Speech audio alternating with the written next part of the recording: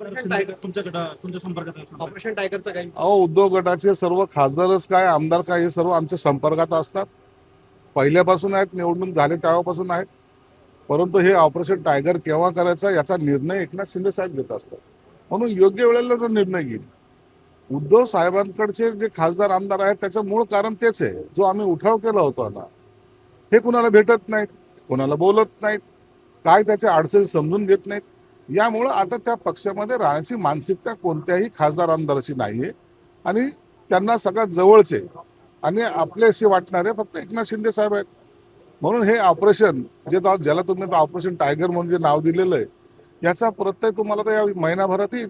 पण निधी वाटपावर पुन्हा एक प्रश्न, फक्त निधी वाटप झाला आहे त्याच्यामध्ये महायुतीमध्ये असताना महायुतीला तो झुकतं माप तर द्यावा लागेल ना. जो सत्तेमध्ये राहतो तो झुकतं माप घेणारच, त्यात काय गैर आहे. तुमच्याकडे जेव्हा सत्ता होती त्या टायमाला आपण कुणाला दिला का? म्हणून जेव्हा आपली बारी असते त्या टायमाला सर्व माफ आणि दुसऱ्याच्या टायमाला हे काढणं हे गैर आहे. आणि तरी आम्ही विरोधकांना सुद्धा त्यांच्या मतदारसंघामध्ये काम करायला निधी देत असतो. हा सगळीकडचा अनुभव त्यांनी एकदा घ्यावा. आणि जेव्हा आपण मुख्यमंत्री होता त्या टायमाला साधी सही सुद्धा पत्रावर करत नव्हतात, याची सुद्धा आठवण त्यांनी केली.